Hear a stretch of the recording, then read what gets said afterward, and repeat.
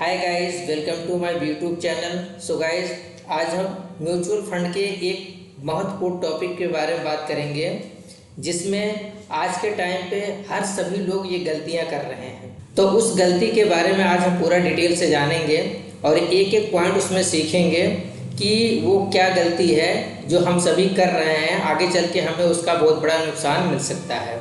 So guys, अगर आप mutual fund में इन्वेस्ट कर रहे हैं या आप इन्वेस्ट करने की सोच रहे हैं, तो आपको इन्वेस्ट करने से पहले ये कुछ महत्वपूर्ण टॉपिक हैं जिसे आपको जान लेना है। नहीं तो आप प्रॉफिट की जगह अपने म्यूचुअल फंड में लॉस पा सकते हैं। तो कुछ टॉपिक्स हमने बना रखे हैं, हम एक एक टॉपिक पे आज बात करेंगे और आपको फैक्ट के साथ दिखाएंगे। तो वीडियो शुरू करने से पहले आपसे एक रिक्वेस्ट है कि चैनल अगर आप नए हैं तो चैनल को सब्सक्राइब करें और बेल आइकन दबाएं, जिससे कि हमारे आने वाली वीडियो की नोटिफिकेशन आपको मिलती रहे और आप अपडेटेड बने रहें। चलिए, इसके लिए हम आपको ले चलते हैं अपने स्क्रीन पर।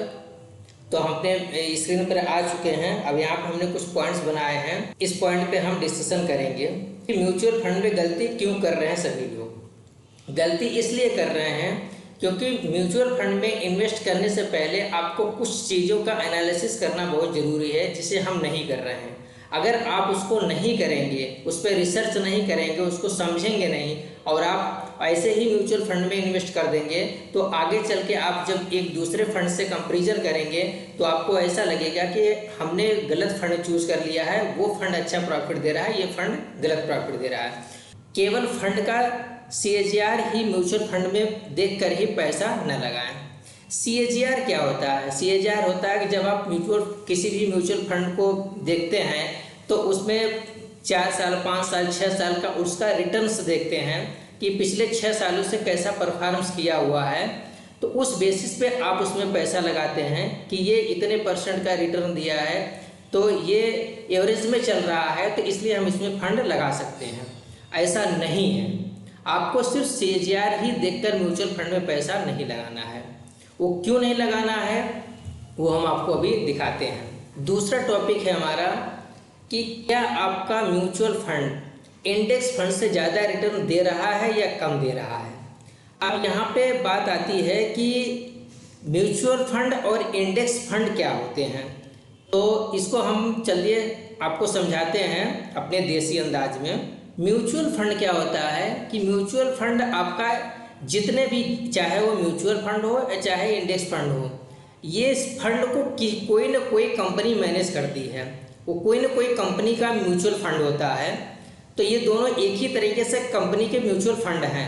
बट म्यूचुअल फंड में क्या होता है कि म्यूचुअल फंड में आपका जो पैसा होता है, जो आप म्यूचुअल फंड उस फंड में इन्वेस्ट करते हैं, ये फंड मैनेजर के ऊपर डिपेंड करता है कि आपका पैसा वो कहाँ पे इन्वेस्ट कर रहा है, किस कंपनी में लगा रहा है। लेकिन जब ये इंडेक्स फंड का मतलब होता है कि ये आपका निफ्टी 50 का फंड होता है। जो निफ्टी 50 क्या होता है? निफ्टी 50 में हमारे देश की जो टॉप 50 कंपनियां होती हैं, उन 50 कंपनियों का एक बंडल होता है, एक लिस्ट होता है, उन्हीं को हम बोलते हैं निफ्टी 50। तो निफ्टी 50 का जो फंड होता है, इंडेक्स फंड होता है, उसमें फंड मैनेजर काम नहीं करता आपका। वो 50 कंपनियां होती हैं उसमें टॉप की, इसीलिए हम इसको बोलते हैं, म्यूचुअल फंड को एक्टिव फंड और इंडेक्स फंड को पैसिव फंड बोलते हैं। अब ये इसमें है कि एक्टिव फंड जो हमने अभी डिस्कशन किया है कि म्यूचुअल फंड होता है और जिसको फंड मैनेजर मैनेज करता है, और जो पैसिव फंड होता है वो हमारा इंडेक्स का फंड होता है। उस इंडेक्स फंड में टॉप 50 कंपनियां होती हैं जो हमारे देश की इकोनॉमी को रिप्रेजेंट करती हैं। तो ये चीज़ आपको देखना है कि जिस भी म्यूचुअल फंड को आप सेलेक्ट कर रहे हो, वो म्यूचुअल फंड आपका जो निफ्टी 50 के इंडेक्स फंड है, क्या इनसे ज़्यादा रिटर्न दे रहा है?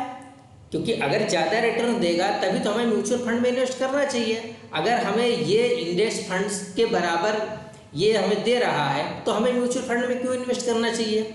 अब ये चीज़ें हमें कैसे पता चलेंगी कि म्यूचुअल फंड हमें ज़्यादा दे रहा है, इंडेक्स फंड हमें ज़्यादा दे रहा है? तो इसको हम समझते हैं अल्फा से। अल्फा एक ऐसा टूल है तो इन फंड्स की सारी डिटेल्स, सारी हिस्ट्री बताता है कि ये फंड कैसा काम कर रहा है, ये फंड कितना हमें प्रॉफिट दे रहा है, कौन सा फंड बढ़िया है, आप सारी इसकी कुंडली निकाल सकते हैं किसी भी म्यूचुअल फंड का। तो हमने इसमें आपके लिए आपको समझाने के लिए लिख रखा है कि अल्फा एक तरह से उस म्यूचुअल फंड के फंड मैनेजर का वर्क परफॉर्मेंस होता है। मतलब फंड मैनेजर ने इंडेक्स फंड की तुलना में कितना ज़्यादा दिमाग लगाकर आपको हाई रिटर्न दिया है।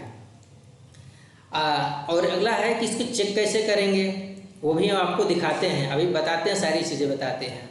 जैसे कि हमने आपको बताया अभी कि जो हमारा म्यूचुअल फंड है एक्टिव फंड, और जो हमारा इंडेक्स फंड है पैसिव फंड, वो पैसिव फंड क्या होता है, उसमें हमारा फंड मैनेजर काम नहीं करता है, और इसमें एक्टिव फंड में हमारे फंड मैनेजर काम करते हैं। तो फंड मैनेजर की एक रिस्पॉन्सिबिलिटी होती है कि वो अपने दिमाग को लगाएं और जो भी म्यूचुअल फंड है, जो पैसिव फंड है, उससे हमें ज़्यादा रिटर्न्स निकाल के दें, तभी तो हमारा उन पे विश्वास होगा। हम उनको टैक्स किस लिए दे रहे हैं, एक्सपेंस रेशो हमसे ज़्यादा ले रहे हैं। इंडेक्स फंड में एक्सपेंस रेशो हमारा कम होता है, म्यूचुअल फंड हमारा 1 से 1.5 से 2%, 2.5% तक का होता है। जब हम उनको पैसा दे रहे हैं तो उनकी रिस्पॉन्सिबिलिटी है कि हमारे पैसे को बढ़ा के दें। तो ये चीज़ें ज़रूर आपको चेक करनी है। ये अल्फा बताएगा कि आपका फंड मैनेजर आपका जो म्यूचुअल फंड में इन्वेस्ट किया है वो पैसिव फंड जो इंडेक्स के फंड है उनसे ज़्यादा रिटर्न्स कमा के दिए हैं कि नहीं दिए हैं, ये आपको अल्फा बताएगा। अभी आप अल्फा चेक कैसे करेंगे, तो ये भी आपको हम चलिए दिखाते हैं। आपको अपने गूगल क्रोम में आ जाना है। गूगल क्रोम में आके सीधा आप जो भी म्यूचुअल फंड आपने जो भी एनालिसिस किया है, जो भी म्यूचुअल फंड में आप इन्वेस्ट करना चाहते हैं, उस म्यूचुअल फंड का नाम यहाँ पे डालिए। अब यह कि उदाहरण के तौर पे आपको समझाने के लिए मैंने एक एक्सिस स्मॉल कैप फंड लिया है। ये कोई प्रमोशन नहीं है, इसमें इन्वेस्ट करने के लिए मैं सलाह नहीं दूंगा, क्योंकि ये फंड हम आपको सिर्फ जानकारी के लिए बता रहे हैं। बाकी इन्वेस्ट करना है तो जिस तरीके से हम बता रहे हैं इस तरीके से आपको एनालिसिस करके इन्वेस्ट करना है। तो आइए आपको दिखाते हैं कि अल्फ़ा क्या होता है, कैसे हम चेक करें। तो आप नीचे आइए, आप जैसे यहाँ पे नीचे पे आएंगे तो ये अल्फ़ा होता है। यहाँ से बताता है कि ये जो एक्सिस स्मॉल कैप का फंड है इसने हम कितना दिया है, हमें 2.28%। मतलब कि अगर इंडेक्स यानी कि पैसिव फंड वो फंड कमाया 10% और हमारा जो म्यूचुअल फंड है, जो हमारा फंड मैनेजर है, उसने अपने फंड को 12% कमाया है, तो 12 में से अगर आप 10 माइनस करेंगे तो 2 आएगा। इसका मतलब है कि आपका फंड मैनेजर ने यहाँ पे काम किया है, उसने अपने दिमाग को लगाया है कि किस तरीके से हमें इंडेक्स फंड से ज़्यादा अपने कस्टमर को प्रॉफिट देना है। तो ये अल्फ़ा बताता है। CAGR में क्या होता है कि आप बहुत सारे म्यूचुअल फंड ओपन कर लोगे, देखोगे कोई म्यूचुअल फंड 1 ईयर में 30% दे रहा है, 21%, कोई 23%। आपने ये देख लिया मोतीलाल ओसवाल का 30% का इंटरेस्ट है, इसमें इन्वेस्ट कर देते हैं। नहीं सर, ये आपको दिखेगा, लेकिन आपको इसका अल्फ़ा देखना है, क्योंकि यहाँ पे आप देखेंगे अल्फ़ा आपका कम होगा तो ये आपको उतने % का रिटर्न नहीं दे पाएगा। इसीलिए ज़रूरी होता है कि आपको अल्फ़ा देखना बहुत ज़रूरी है। अल्फ़ा ही बताता है कि जो आपका फंड मैनेजर काम कर रहा है वो निफ्टी 50 के जो इंडेक्स फंड हैं, क्या उनसे ज़्यादा ये कहीं से दिमाग लगा के आपको फंड दे रहा है। अगर दे रहा है इसका मतलब ये फंड सही है, तब आप उसमें इन्वेस्ट कर सकते हैं, क्योंकि जो फंड हमें ज़्यादा देगा तो उसी में हम इन्वेस्ट करेंगे। तो ये होता है सर अल्फ़ा। अल्फ़ा का मतलब होता है कि आपका जो म्यूचुअल फंड है, जो आपका एक्टिव फंड है, वो फंड का जो प्रॉफिट है माइनस आपका जो पैसिव फंड है वो माइनस, यानी इंडेक्स का फंड है उसके प्रॉफिट को माइनस करेंगे, जो वैल्यू आएगी वो होता है आपका अल्फ़ा। तो आई थिंक आपको ये अब समझ में आ गया है कि अल्फ़ा क्या है, अल्फ़ा को हम कैसे चेक कर सकते हैं। तो अब यहाँ पे हमने दिखा दिया। अगला एक टॉपिक आता है कि अगर दोनों म्यूचुअल फंड सेम रिटर्न दे रहे हैं तो किस में इन्वेस्ट करेंगे। बात तो ये भी सही है कि अगर 2 फंड हैं हमारे, एक्टिव फंड हैं और पैसिव फंड है, अगर दोनों सेम रिटर्न दे रहे हैं तो हमें किस में इन्वेस्ट करना चाहिए। चलो इसको भी हम आपको उदाहरण से समझाते हैं तो आपको अच्छे तरीके से समझ में आ जाएगा। मान लेते हैं कि आपके पास में यहाँ पे हम उदाहरण के लिए मान लेते हैं निप्पॉन इंडिया 21% है। अब यही टाटा भी अगर 21% होता तो आप देखते हैं कि दोनों 21% का जो यहाँ पे रिटर्न्स दे रहे हैं। तो हमें किस में इन्वेस्ट कर देना चाहिए। तो आपको क्या करना है, जो भी फंड सेम वैल्यू देख रहे हैं उनका बीटा देखना है। अब बीटा क्या चीज़ होता है, चलिए वो भी आपको उदाहरण से दिखा देते हैं। जो भी आपने फंड को सेलेक्ट करना है, जैसे मान लो कि आप यहाँ पे निप्पॉन इंडिया देख लिया, टाटा देख लिया, किसी एक फंड को आपने चूज कर लिया, उस फंड को आप यहाँ पे सर्च करो। जैसे मैंने यहाँ पे उदाहरण के लिए आपको एक्सिस स्मॉल कैप फंड ले रखा है, आपको इसी फंड में आना है। अब नीचे आएंगे तो आप यहाँ पे देखेंगे, जैसे मैंने आपको अल्फ़ा दिखाया, ये अल्फ़ा के नीचे ही आपको यहाँ पे बीटा दिखेगा। बीटा का मतलब होता है कि अगर बीटा की वैल्यू जो है वो 1 है, अगर बीटा की वैल्यू 1 है तो ये फंड क्या है, आपको एवरेज लेके चलेगा। आपको ज़्यादा ये हाई भी नहीं जाएगा और ज़्यादा ये डाउन भी नहीं जाएगा। लेकिन अगर ये बीटा आपका 1 से ज़्यादा है, अगर ये बीटा आपका 1 से ज़्यादा है तो ये म्यूचुअल फंड आपका वोलेटाइल करेगा, मतलब जंप करेगा। कभी आपका हाई जाएगा, कभी लो आएगा, कभी हाई जाएगा, कभी लो आएगा। इसको ऐसे समझ लेते हैं। मान लेते हैं कि हमारा जो इंडेक्स फंड है, इंडेक्स फंड हमारा जो है वो 8% का रिटर्न दिया और हमारा जो म्यूचुअल फंड है वो जो है 10% का दिया है। तो ये अगर ये बीटा की वैल्यू इसकी 1 के बराबर है, अगर बीटा 1 के बराबर है तो ये एवरेज में चलेगा, पैसिव फंड भी और आपका एक्टिव फंड भी एवरेज में चलेगा। अगर आपकी बीटा की वैल्यू 1 से ज़्यादा है तो मान लेते हैं कि ये फंड अगर 8% से 10% हुआ इंक्रीज होके, तो आपका ये 10 से 14% जा सकता है। लेकिन अगर ये 10 से 9% आया डिक्रीज होके, तो आपका ये यहाँ पे 10% भी हो सकता है और 9% भी हो सकता है। अब आप सोचोगे कि ऐसा क्यों, कि यहाँ पे तो हम ज़्यादा थे, हमारा 8 से 10 हुआ, यहाँ पे 14 हो गया। तो पैसिव फंड भी देखिएगा कि हम 8 से 10 आ रहे हैं, आप 10 से 14 जा रहे हो, 4% ऊपर जा रहे हो। तो जब कम होगा तो ये तो कम थोड़ा ही होगा, ये तो ज़्यादा होगा। इसीलिए कहते हैं बीटा मतलब होता है कि वो 1 के बराबर है, मतलब ज़्यादा उसमें हाई जंपिंग लो जंपिंग ज़्यादा मार्केट मतलब वोलेटाइल नहीं है, तो वो आपको एवरेज में लेके चलेगा।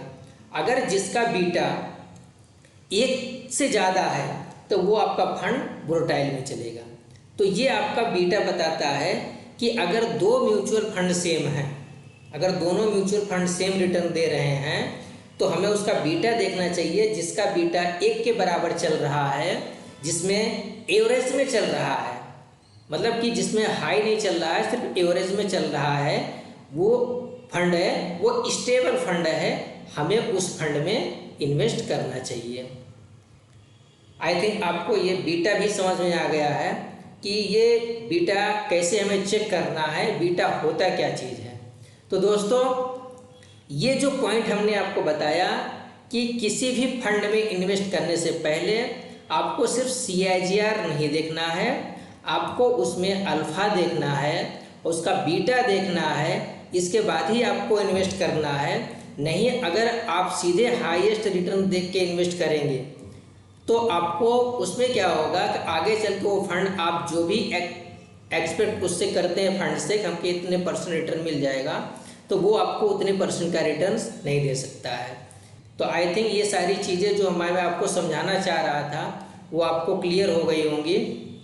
तो आपको अगर इन्वेस्ट करना है तो ये सारी चीज़ें आपको एक बार एनालिसिस करना है, और आप जो भी एक्सपर्ट, जिसको आप एक्सपर्ट मानते होंगे, जो भी आपके करीबी में होंगे फाइनेंशियल के, आप उनसे भी इसके बारे में एडवाइस ले सकते हैं और खुद से कुछ न कुछ आपको एनालिसिस करना है, इसके बाद आपको इन्वेस्ट करना है।